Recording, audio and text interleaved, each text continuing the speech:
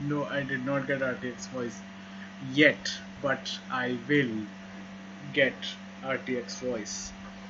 Hello, I just started and you guys are already here. I have such an amazing fan following at this point of time. I feel privileged.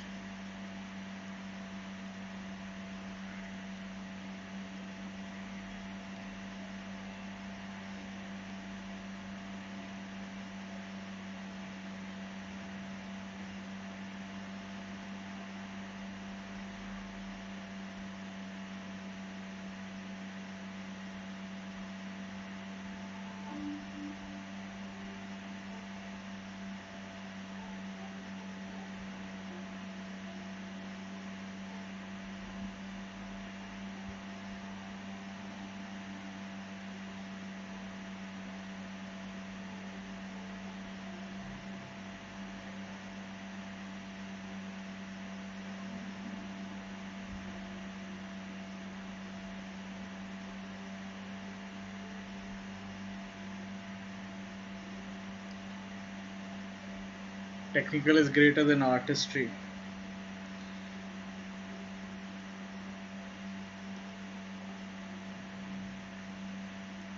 What is the link that you have below the brush tool? What link are you talking about? I have a link below the brush tool. You're below the brush. Oh, okay. Oh, in the about me section. That is a blog kind of a thing that I have been running for I think about I don't know 3 years. I am not at all regular with it, but whenever I have updated anything on that blog, I have always really enjoyed the process because it's through that blog that I'm trying to do some kind of documentation, right, of different games and different movies, different artists whose work I really enjoy. The artworks, for each of the posts that I have uploaded, just scroll down the post, scroll down to the end of the post, and there is the entire index of artists who have done those artworks. Right, they're all industry professional artists from all over the world, and so I really like kind of documenting their work in that blog.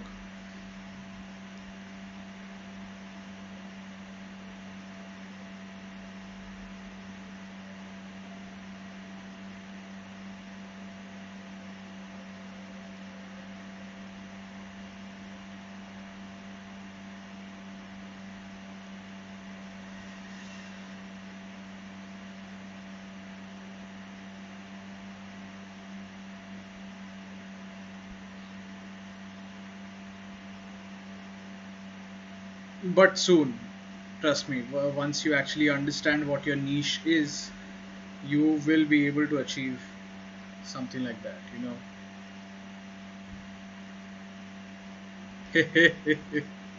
I don't think he knows that I am streaming.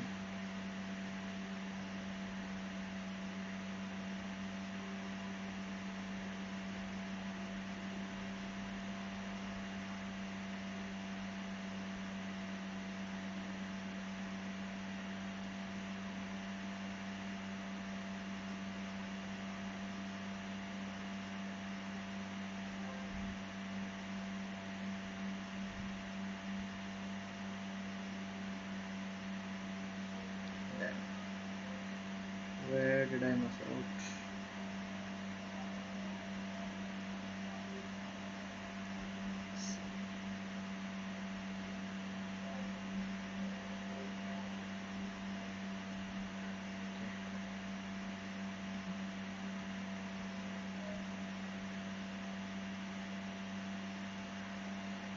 Bojro says attendance.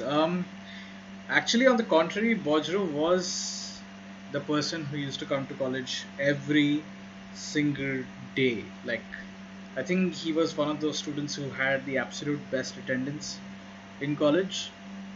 Um, he didn't really have much of a life as such, so you can understand why he was always coming to college.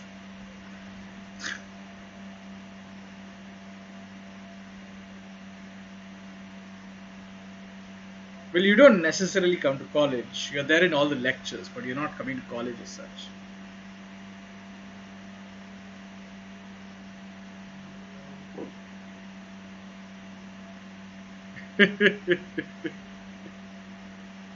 Yes, I'm sure Bojro thought the same thing as well.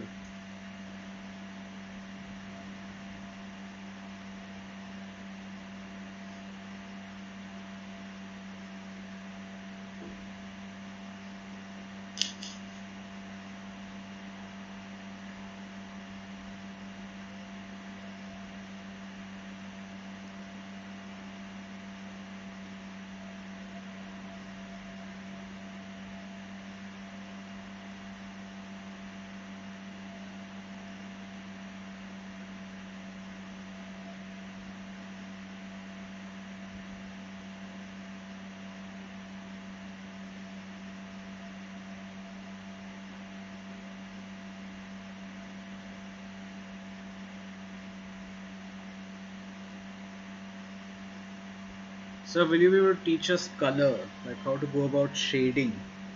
Okay, I can actually tell you that right now.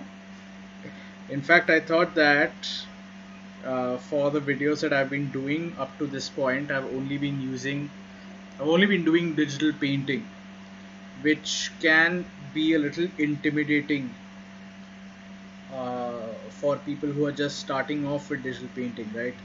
So, what is a better measure rather than doing digital painting? I thought, why not just do cell shading, with 2 or 3 colors or something like that.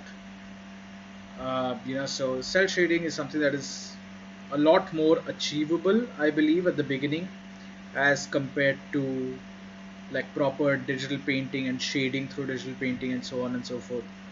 So right now what I'm going to be doing is that I'm just going to be concentrating on 2 colors as such, or rather not 2 colors. I will be employing more colors, but only 2 shades, right? I'll be working with the mid-tone shade, which is this brown, and my shadow shade, which is the brown that I'm filling in right now. So just 2 shades for every color is what I'm going to be taking.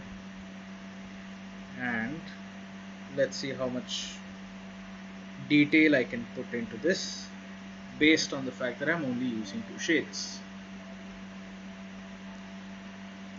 So I've already defined my light source, and that is the primary thing that you do with the first set of shadows, and that is trying to define light source. So my light source is coming from the right. Okay, so based on the fact that my light source is coming from the right, I have actually created, so this face of my treasure chest is in complete shadow. Now there are other things that will also create a shadow, other extrusions that will also create shadow.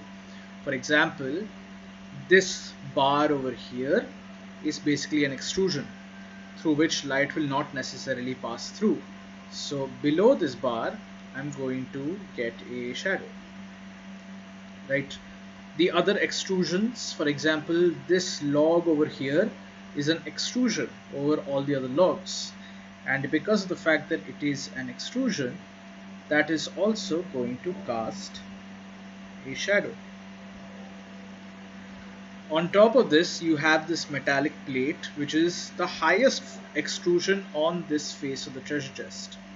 And because this is such a high extrusion, this is also going to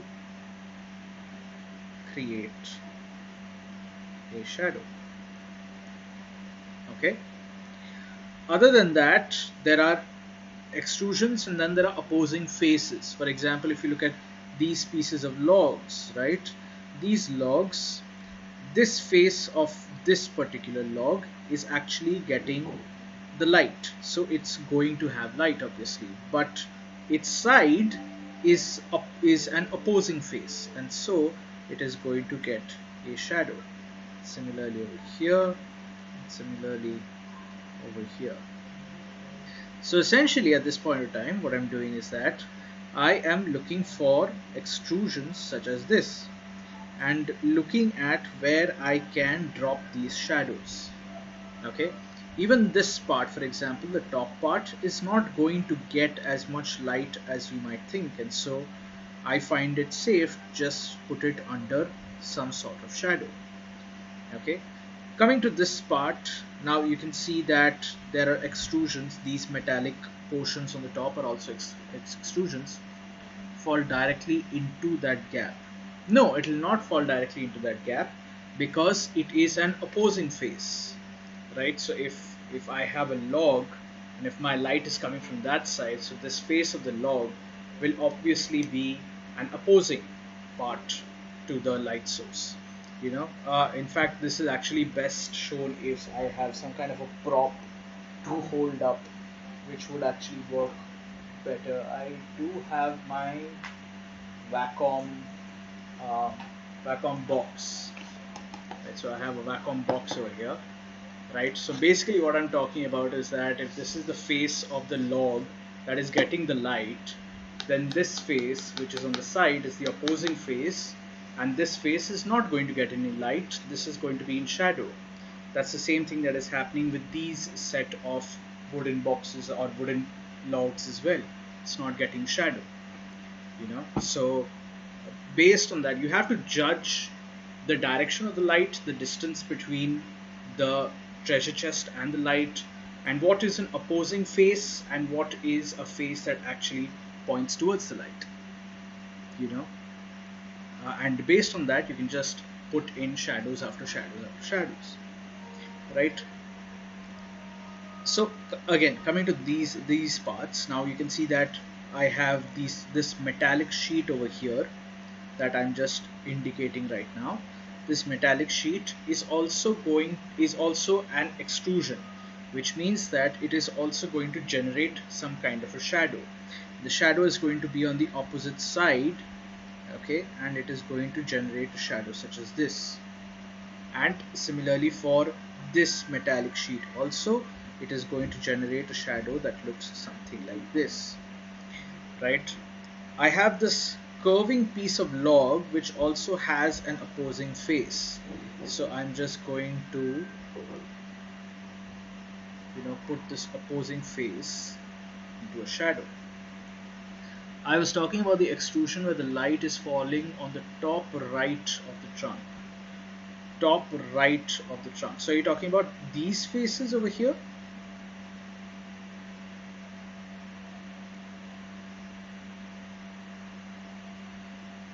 Gap between the log on the side. I'm not entirely sure. Are you talking about this? Are you talking about this kind of a bump or an extrusion in between?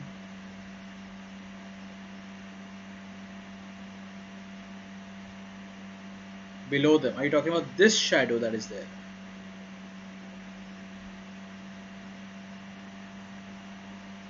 This curved shadow.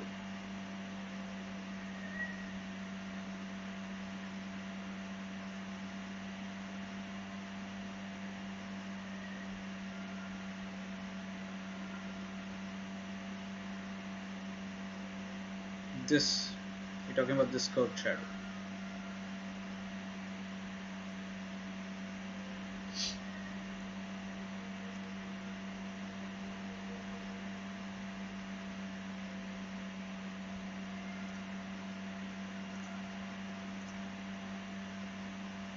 And WhatsApp. Okay, cool.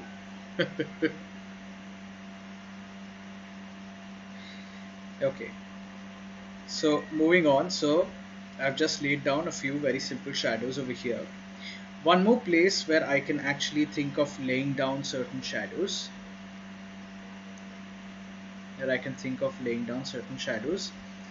is these demarcations that I have created using the line art. These demarcations that are created are basically kind of like trying to display the rough edges that are there on the piece of log, okay? And so those rough edges usually are accompanied with certain amounts of shadows themselves, so for example these rough edges, I will put in some shadows.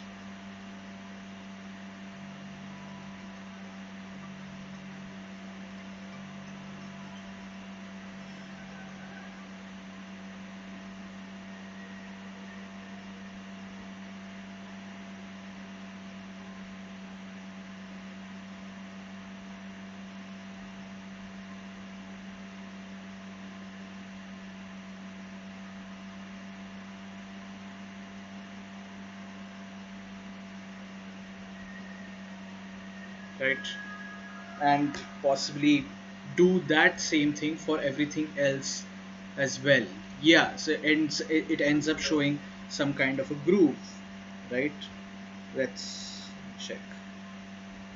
Yeah, those are the shadows. I just checked your WhatsApp. Those are the shadows that I just spoke about. Let me just take a new layer to be able to explain that a little better. So for example, if you have a piece of log that is something like this, right, which is the same as the pieces of logs that I have right now, the pieces of wood that I have right now. Now if the light source is coming from here, for example, and maybe at a little bit of a height, okay, the light source is going to directly hit this light source, right? It's going to directly hit this light source, but this face of the log is not going to get that light because it is an opposing face as compared to this face, and because this face is an opposing face, I'm going to cover it in shadow, and that is exactly what has happened over here. I've covered that face with shadow, right? Let me just take a different brush for this. Cool. Now these ridges that I have made over here, I have now taken a kind of like a textured brush now, so that I can kind of create some kind of a texture while I'm coloring as well.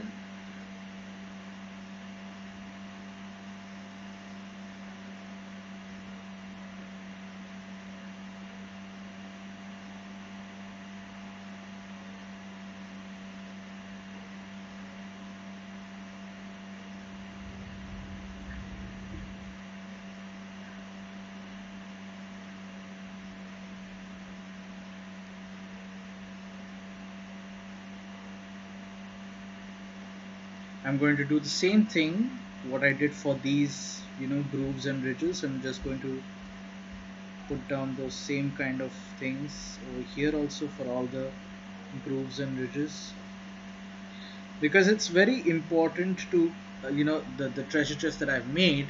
Obviously it is not made of polished wood, and that is definitely something that I'm constantly considering. I want to create this kind of an antique look for my treasure chest. How do I do that? By firstly giving it lots of grooves and ridges, because I want to show that this is literally used after being cut directly from trees, so it makes it look kind of old and antiquish.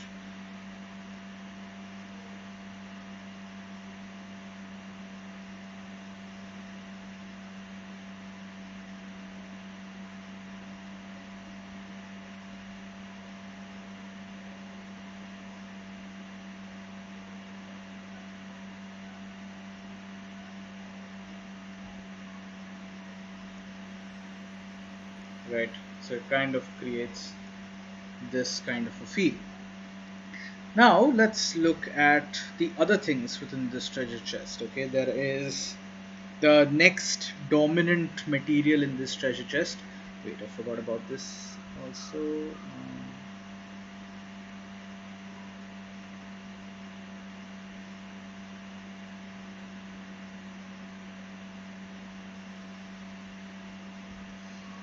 The next dominant material in this treasure chest is the metallic panels that are running across the entire scape of the treasure chest. And so to be able to bring out the metallic panel, I'm mainly going to be using shades of gray, right? Because I want gray to be there for the metallic panels, but I'm not going to add a lot of. If you guys are aware of 3D, most of you have done 3D, I think you know the specular effect. The specular effect is something that is very dominant in like new metal, shiny metal. But as I've been stressing on the fact that I want it to look antique, I am not going to have any sort of specular effect on this.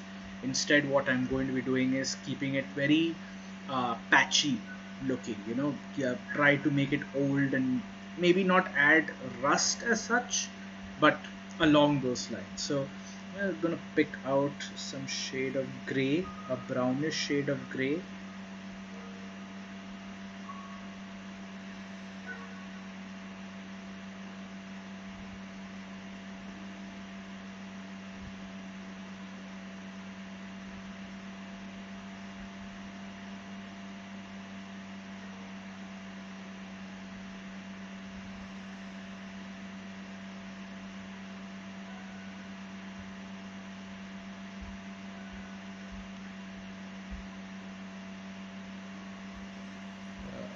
Just click mask that.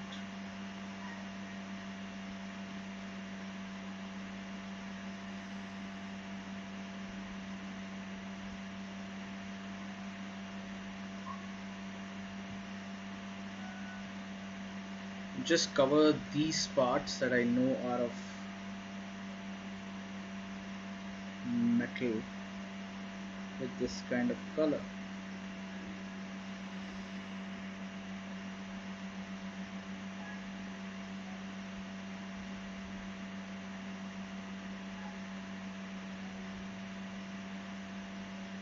Right, and I love using texture brushes for things like this because it gives me this kind of a effect.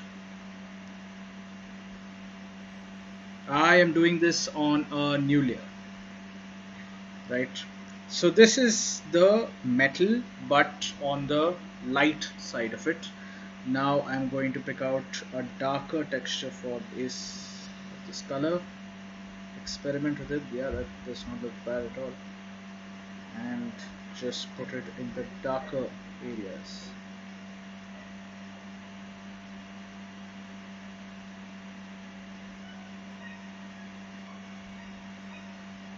What was the reason for not using the overlay feature over that flat coloring? Well, very honestly, you can also use the overlay features, just that there are different methods and techniques of doing it.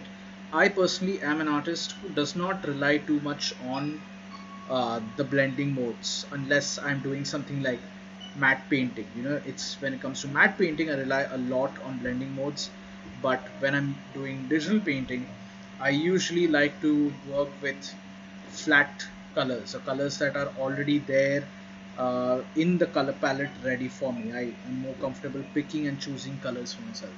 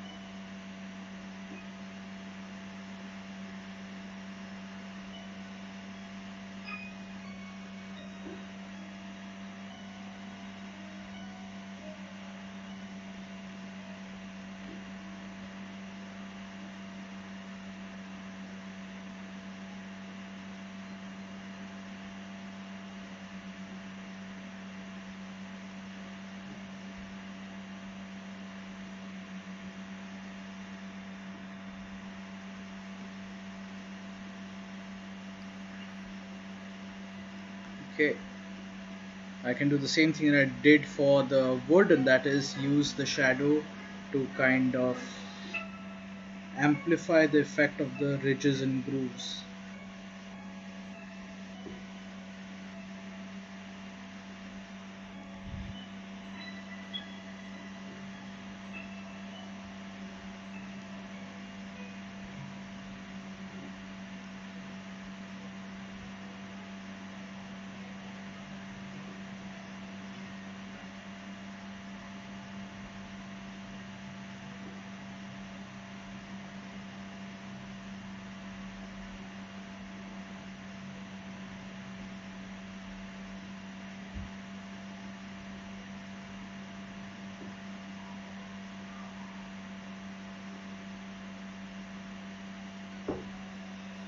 And have an impact such as this.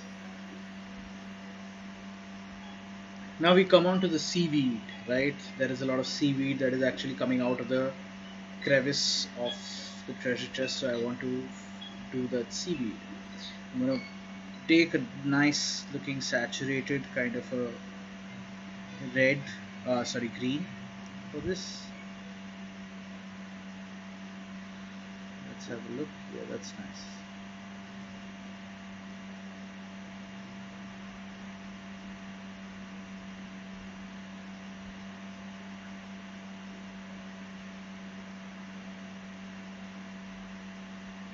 And that's the only part where we can actually see, we can kind of see the seaweed as saturated, right? And then we can just take a much darker green. Maybe I would actually take a little more desaturated green also for this.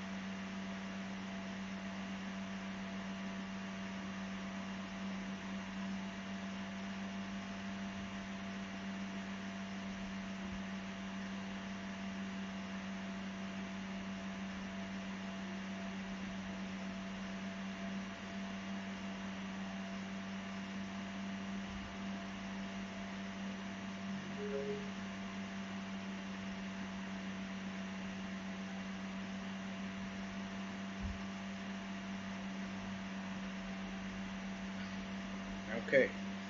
We also have metal on the top, so I'm just going to put that in as well over here.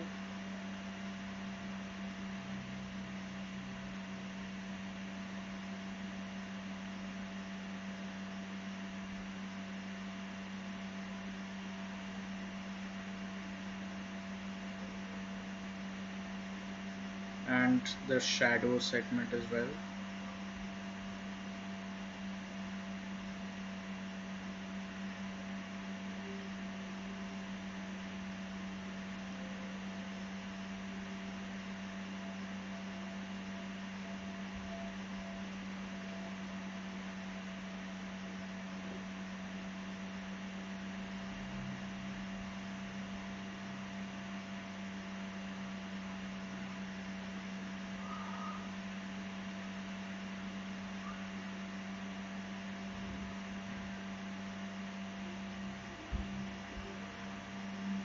Right, and lastly I have my lock, which is supposed to be, let's think about, kind of creating a golden kind of a lock, so I would like to create a golden lock. However, large part of that goldenness will not be visible because it is on the shadow side of it, right? But let's pick out gold. So this technically would be my gold color.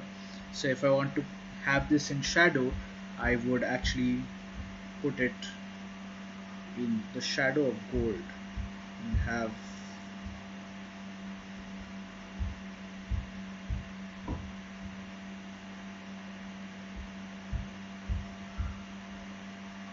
something like this. Maybe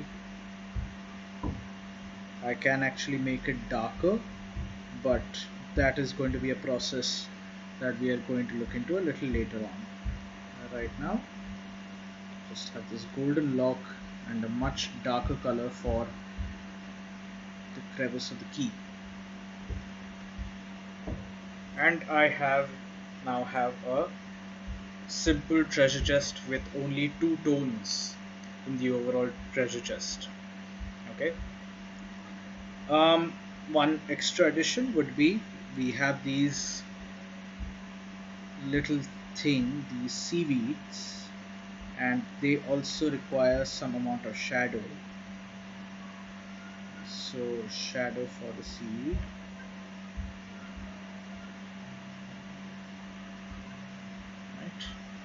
as such. We have something as simple as this. Oh, I forgot the starfish. Damn.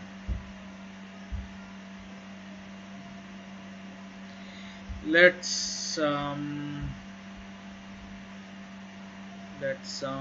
give it.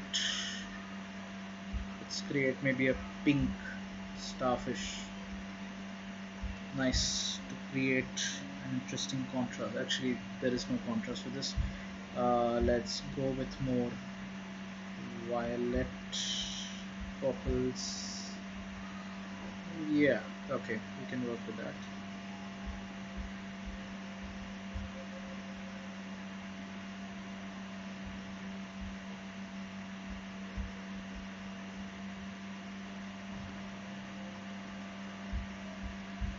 Patrick. I know. I think that might be the place where my brain actually took inspiration from when it first thought, okay, let's do it pink. I think it might just be Patrick.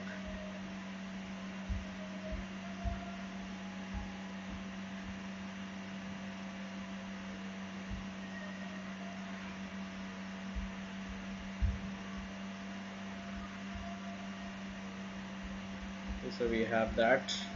And what I would also like to do. Oh, my series started.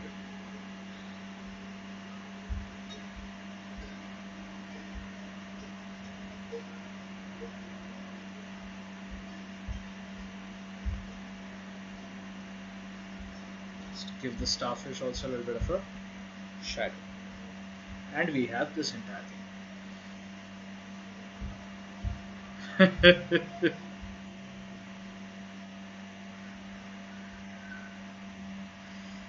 Okay, so now I have two tones and I have worked out this entire this thing with just two tones. Let us now move into um, giving it a second tone of shadow. So a darker tone of shadow than what it already has. For all the colors, for everything that we have within the chest, a darker tone of shadow than what it already has. Okay, so I'm introducing a third tone into this entire thing. Okay, so again I'm going to start off with the wooden structures within this chest. Okay, so I my shadow element is already of this color. Okay, so now I'm going to add another layer of shadow, another tone of shadow. I'm going to pick up something that is darker than my previous tone of shadow. Okay, and now put in shadow in all the other places. So previously in the light area you can already see that I have colored the grooves and ridges.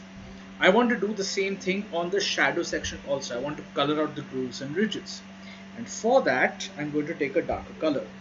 What I would also like to do is, considering that my light source is coming from the right. So let me just take up a new layer for this. My light source is coming from the right. Okay.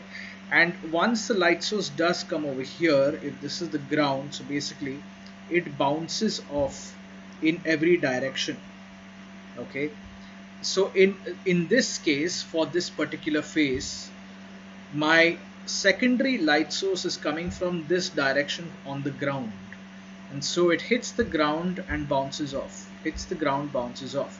And so all the shadows that I'm actually going to be constructing on this side is going to be coming on the right and not on the left, right? So I'm just going to delete this again and add in a new layer of shadows.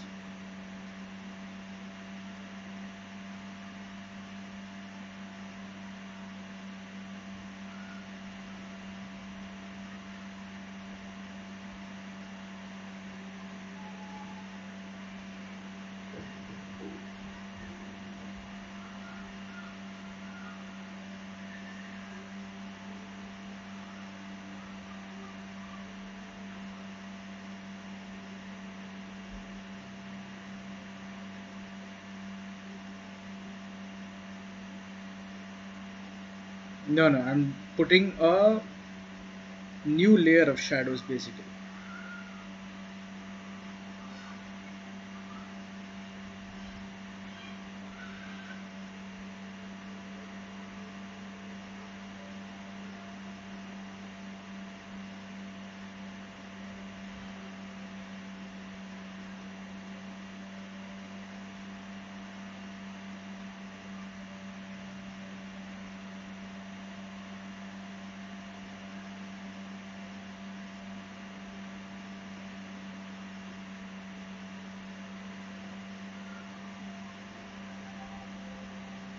right extrusion over here.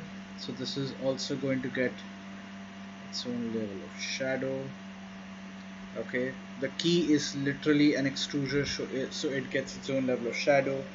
The seaweed, okay, own level of shadow. And now moving into doing the grooves and ridges of the log.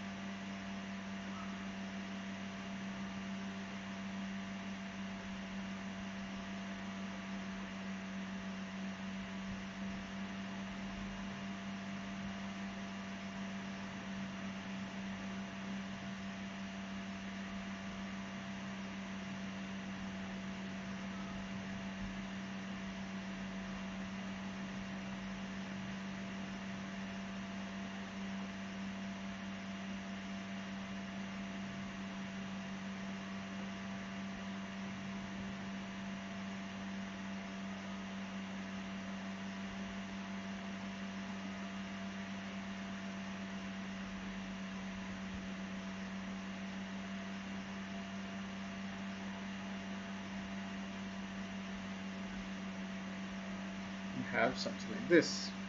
Now I can reduce some of those places, make some places thin if I feel like it's becoming a little too much, for example, these areas. But as such, the main thing that I'm looking at is trying to create something like this. I would also like to have one side of the treasure chest have more shadow than the other side. Sometimes you're going to find that a lot of art pieces like this have some kind of a slanted shadow effect, which actually creates a very interesting kind of a kind of an effect. So let's try and create that slanted shadow effect.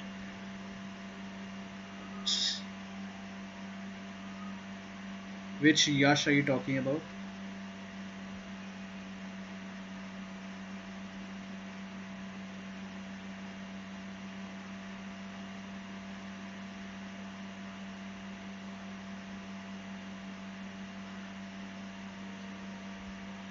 Oh, right. He's also a streamer. I didn't know that.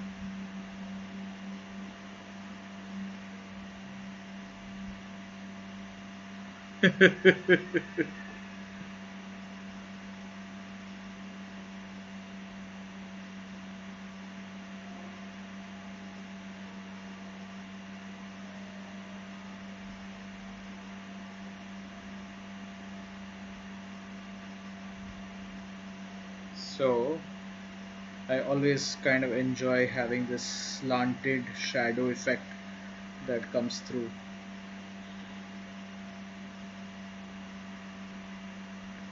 Now there is no literal viable reason as to why something like this is usually done. It's just that aesthetically it looks very interesting. And in this shadow area, if you actually put in some light tones, it just kind of pops out the entire thing.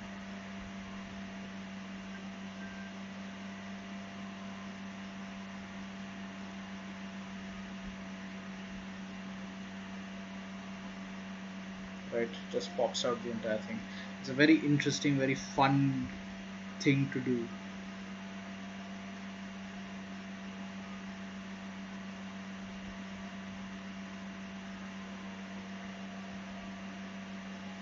Right, I'm gonna start adding these shadows in other parts also.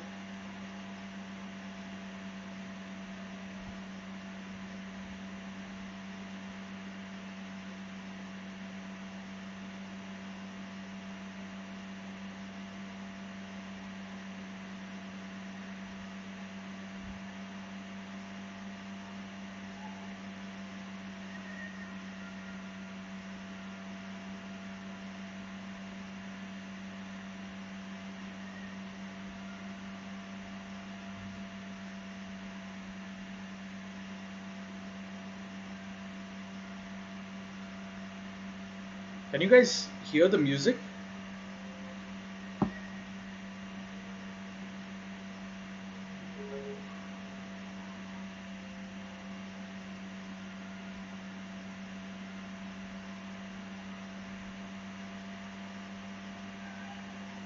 No? Oh, okay. I thought you guys would be able to hear the music. Let me know if you can hear it.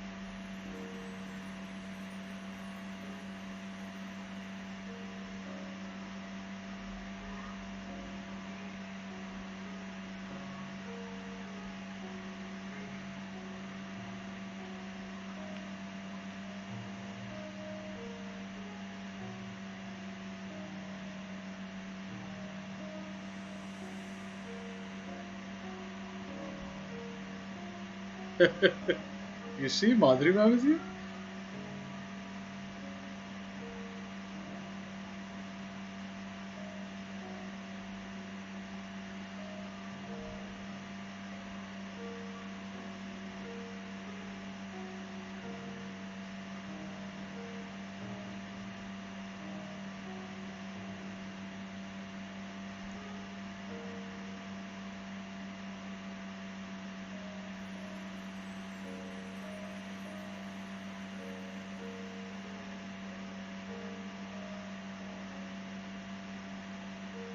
That's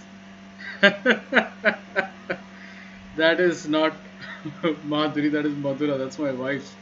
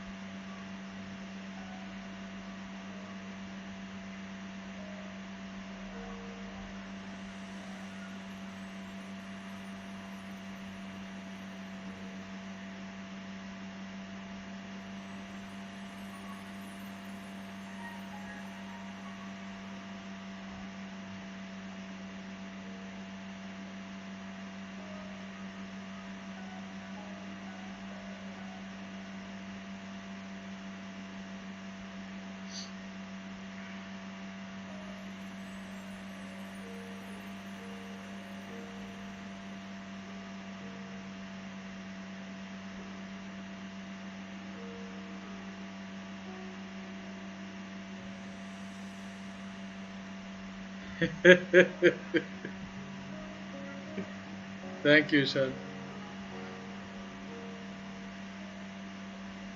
There's a very good chance that you're going to actually find her in all of my streams. She actually attends all of my streams. She's, I think, the first person who followed me on Twitch to begin with.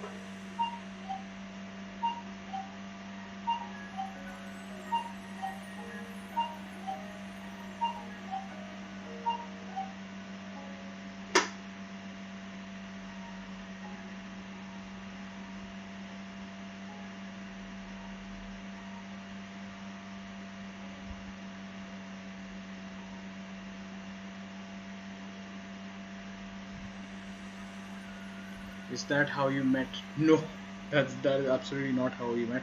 We actually met uh, when we were studying animation together.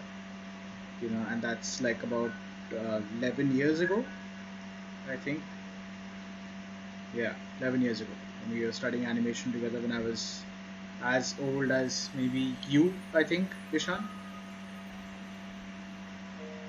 So yeah, that's actually when we met.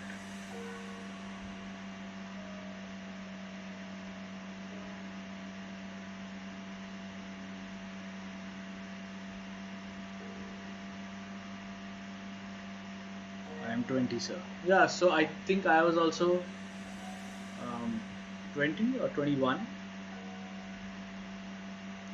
I think I was 20, 11 years ago. Yes, 2010, exactly, 2010, yep.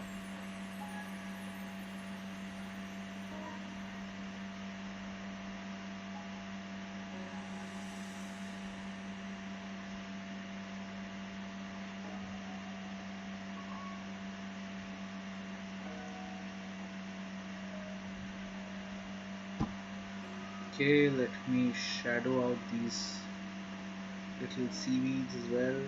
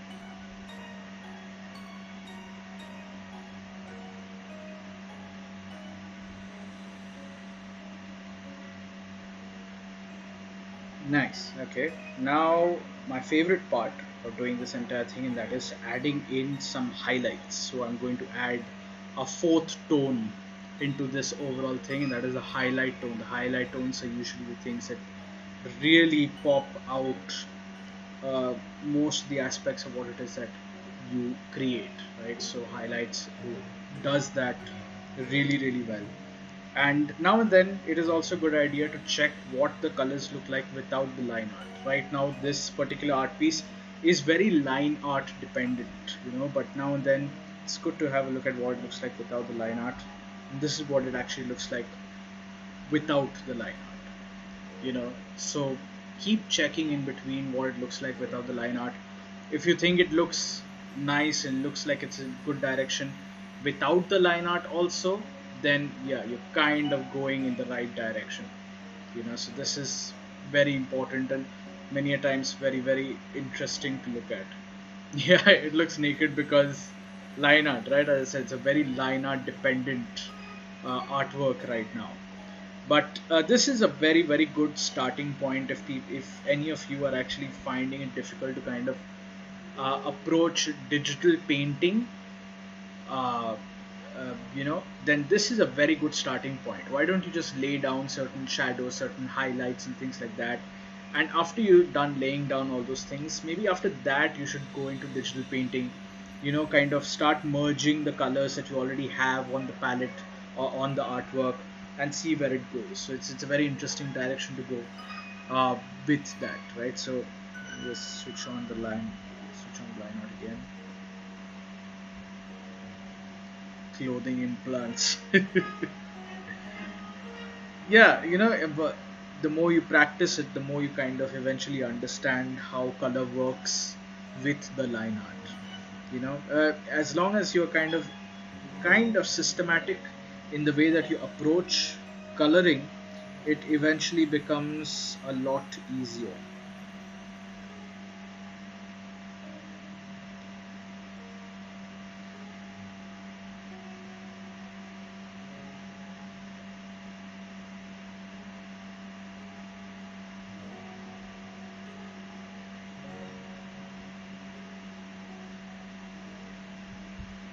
Okay, so I started adding the highlights, and I'm just adding the highlights for the metallic areas.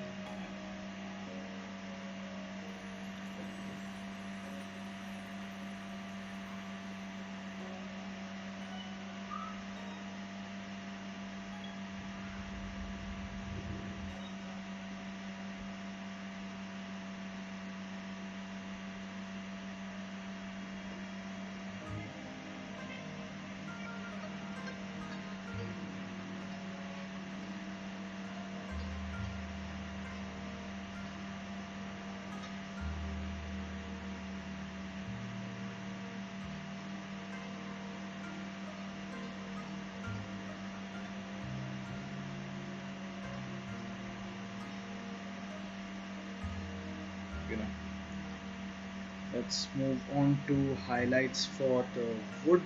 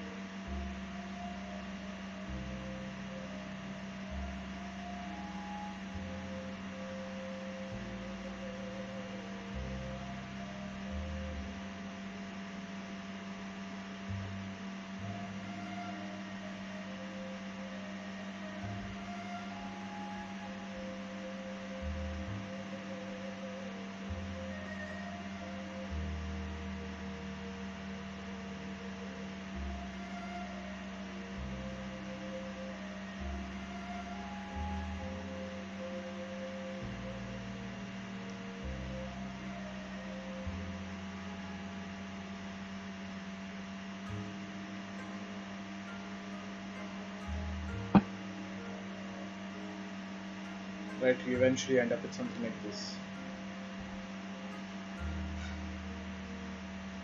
You can also put in some highlights in the shadow sections as well, which also starts looking quite interesting. So if I have a mid-tone in the shadow section like this, and I take something that is just a little lighter than that and start filling in highlights over here also.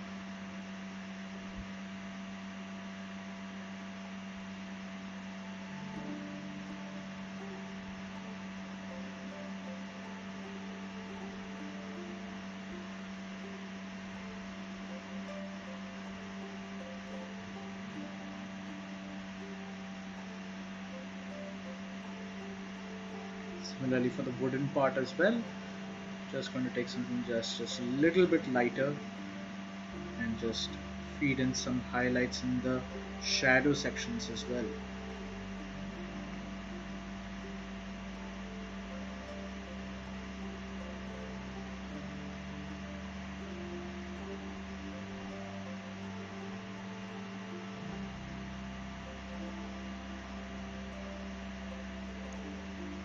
And create those kind of nice shadowy variations in those areas.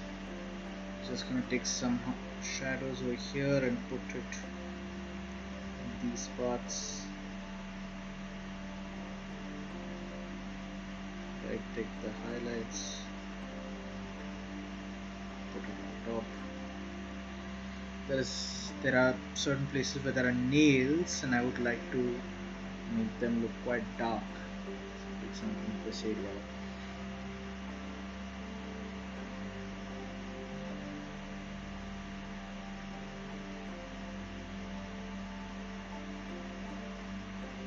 About the starfish. So I have these colors already there on the starfish, but the starfish is not really popping out. Okay, so for that I'm going to add highlights, and I'm going to push the highlights towards pink.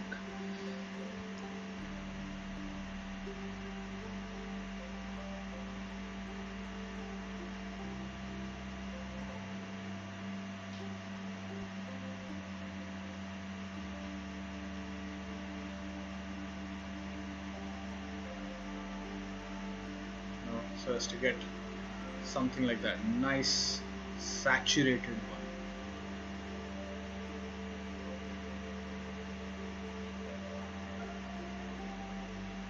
And lastly, also put in some highlights on our golden lock.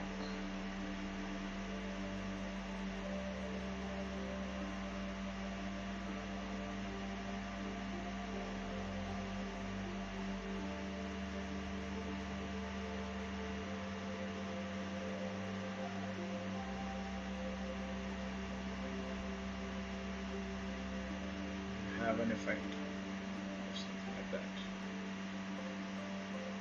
Right, again, let me just remove the line art, and this is what the entire thing looks like without our line art, which is not bad. Let me add some shadows over here also.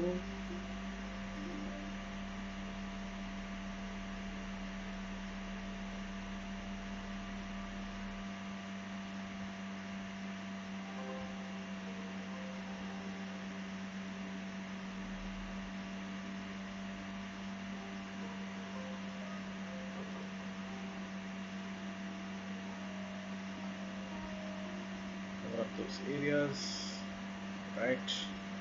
And lastly, what I'm going to do is I'm going to add my actual contact shadow, because right now it looks like it's just floating in mid-air, and no one actually wants that. What you want is for it to actually look like it is hitting ground, it is on the ground. So for that, so in the previous session that I had done, I had just put in these rough colors, and I'm going to use these rough colors to also basically pick out this, right, and go back. Let's see, firstly what I'm going to do is I'm going to create what is known as a contact shadow. Okay, for that I'm going to require a new layer, and I'm going to create this contact shadow.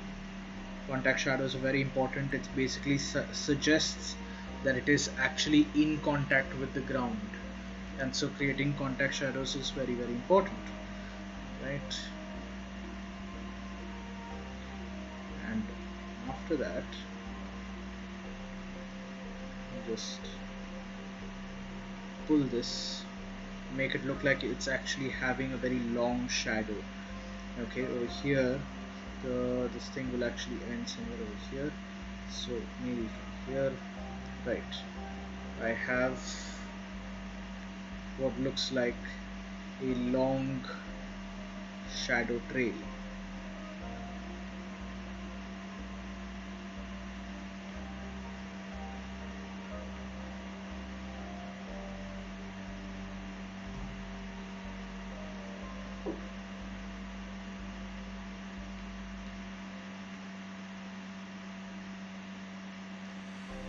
Right, once you have made this shadow trail, it becomes very easy to actually manipulate whatever shades you want to put into this. So for example, now that I have my shadow trail in this one single layer, I can pick out a new layer and clip mask it to my shadow layer. Right, once I do that, I can go into any kind of airbrushed soft brushes and take up lighter shades, and with the help of a large soft brush kind of just suggest that it is blending, that the shadow is just kind of blending outwards, you know.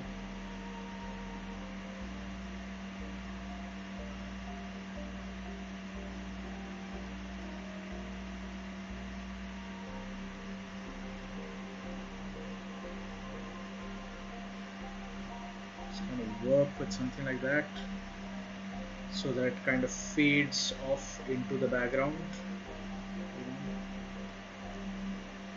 Maybe I can reduce the opacity some more, work with these parts. And one thing that I always wanted to try out in Procreate, something that I never tried out before, let me just blend this, merge them together. And one thing that I wanted to try out is also use Gaussian blur. So there is Gaussian blur over here, right? So let me just take the layer option, and I can just slide to kind of suggest that the shadow is a little blurry.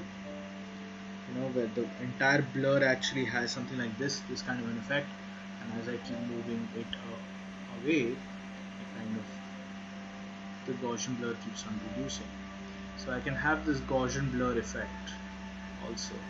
So maybe I can just blur it out, maybe just a little bit, not too much, just to make it look a little natural.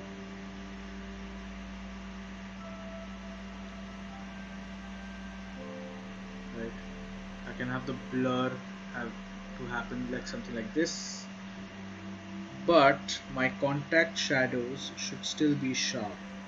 So those areas I am still going to make sharp.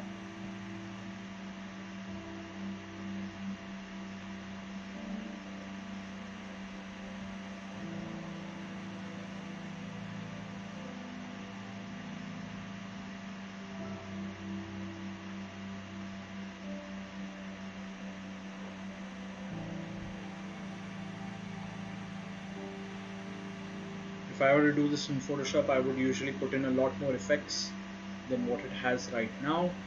But for now, maybe I can add in another layer of shadow just over here, and that would mainly look at the idea of there being a proper contact shadow.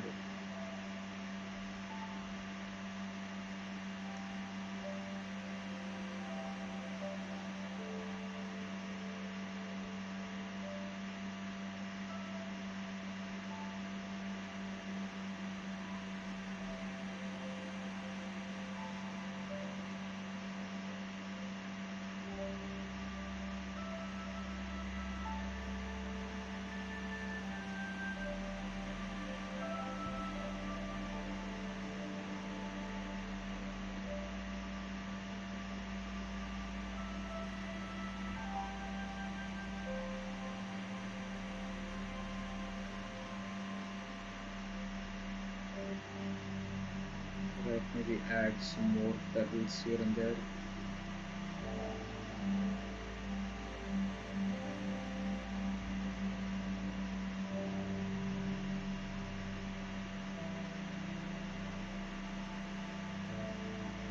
And you have a proper full-fledged kind of a treasure chest, the kind of a treasure chest that you could actually use as a maybe a 2D game asset of sorts, because I've seen a lot of 2D 2D game designers and 2D artists using treasure chests, 2D treasure chests that look like this kind of. Now it depends on the stylization, whether they go with line art or whether they don't go with line art, but you can kind of use this kind of an understanding to create a 2D asset treasure chest.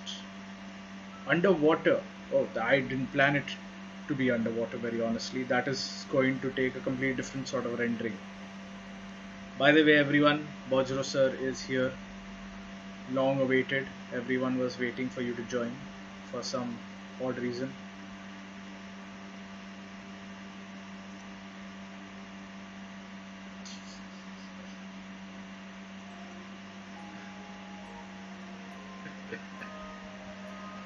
But yes, if I were to make this underwater, then my rendering style would not be this, and definitely a lot more um, bluish tinges in this entire thing. There is no blue. There are warm tinges in this, so no scope of it being underwater at all.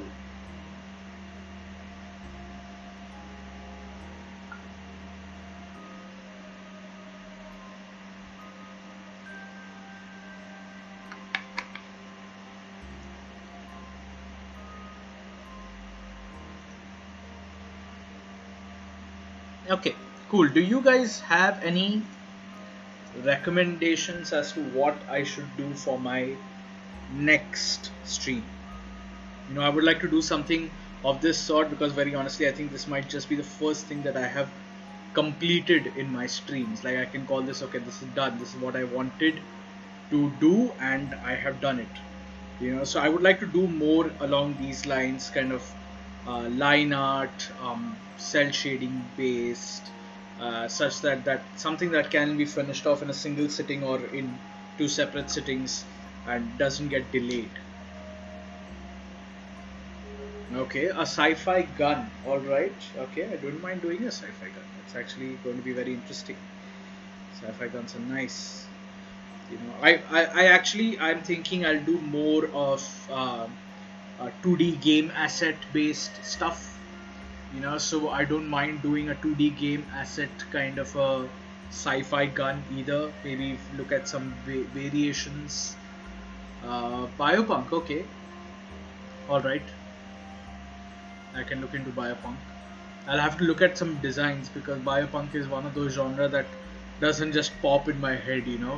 I've not really played that many biopunk games or watched that many biopunk based biopunk thematic shows or anything like that. So, but yeah, I can definitely look into it and I can definitely try, and maybe next time I'll make some design variations to begin with and then move into what we did today.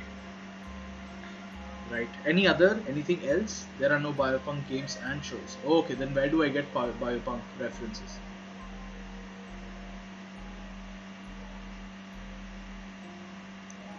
Only movies by David Cronenberg. All right.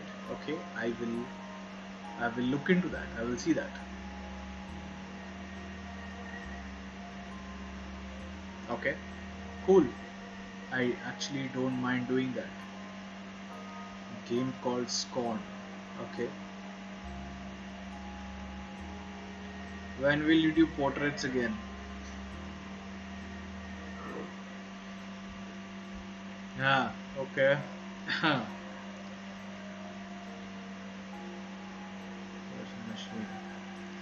I will do portraits. I think I'll do portraits in the next session, yes. And then I'll do the biopunk gun. First portrait, then biopunk gun. Yes, I shall do that.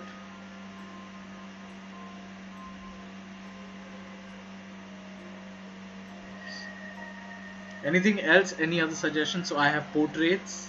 I have a biopunk gun.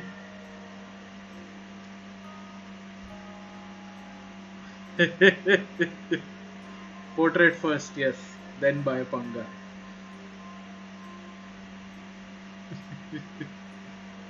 Self-portrait. Oh, no, I don't. No, not self-portrait. No, not self-portrait. I cannot look at myself for 3 hours. That is just not possible. Anything else? Any other portrait that you, because self-portrait? Hell no. See, my wife agrees. My wife says, not self-portrait. She has enough of looking at me on a day-to-day basis for me to paint myself. I don't think she can handle that.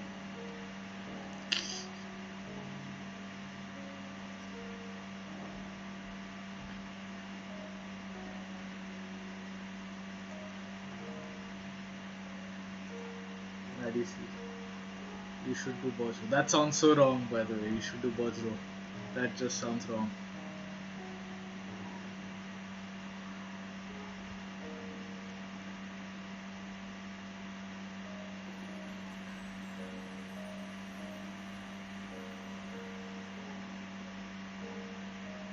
Make portraits in biopunk. Okay. I really need to look into this biopunk stuff that you're talking about for me to be able to do anything in biopunk.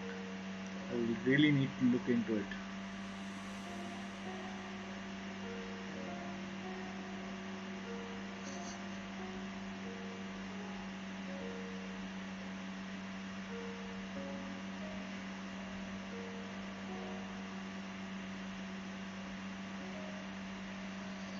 Cool. Okay. Portrait and a biopunk gun. Maybe a biopunk portrait also. Okay. That's Let's see. I'll try and do a portrait next session, but my next session portrait, if I'm going to do a portrait, then that's going to be fun or not. Oh my god, please. My wife is going crazy. Anyway, I will definitely do a portrait next session. But that's going to be a long session then. That's going to be at least 2 to 3 hours maybe if I'm going to do a portrait session. But I would love to do a long session all over again. Um,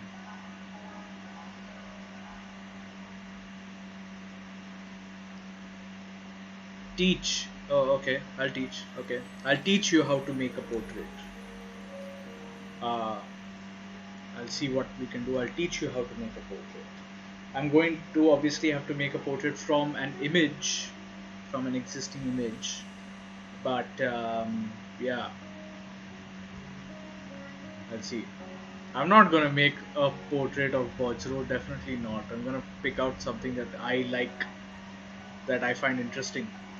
Not Bojro. I don't find Bojro interesting.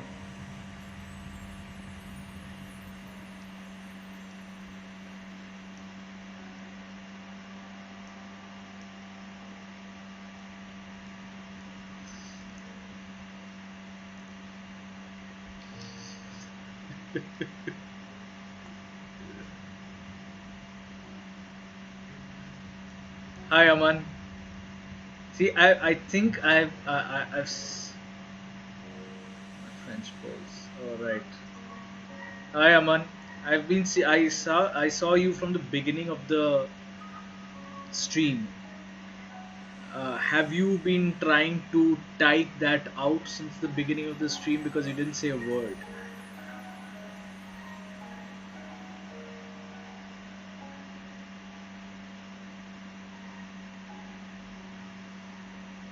No, no. Okay, I believe you.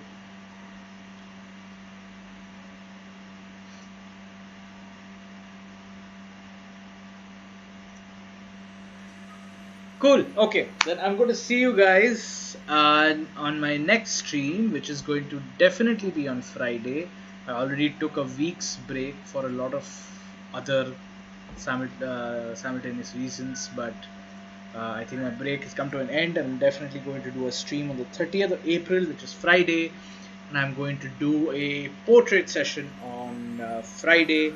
It's going to be hopefully a long session, and I'll try and see whether I can actually teach how to make a portrait, because it's long and it's tedious, but I love it. I love the process. One session on anime.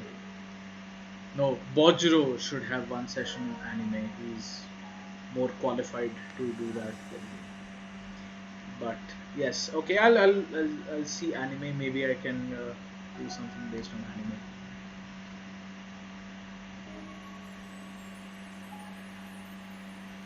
Right. Special guest, yes. Only fans drop when. Um, I don't know. I'll have to see. Unexpert opinion. Cool. Let's see. Okay, so I have a few now. Now that I have a few things that I can actually do, I shall do that as the streams go by. Next stream is definitely portrait stream. Um, Call in whoever you know are fans of portraits and tell them to sit for the entirety of the 3 hours that I might be doing the portrait. Cool. Thank you all. Thank you all for dropping by. Thank you all for making this another extremely fun session. I love talking and doing this at the same time. Play near. No, I don't have the time, Aman. Soon, maybe, but not right now. Right now, I'm actually learning ZBrush. I'm trying to get better at ZBrush. I've learned a lot more technicalities of ZBrush over the last 2 days or so, and it's a lot of fun. I'm actually getting somewhere with ZBrush, so that's very exciting for me. So, a lot of my free time is right now going in just investing and learning in ZBrush. That's what I'm majorly doing right now, and I love it. So. Maybe after that and all the other work that I have to do, after I finish all of that, maybe I'll go into playing Nier Automata. Okay, alright, see you guys. Bye bye. I'll see you all on Friday on the 30th.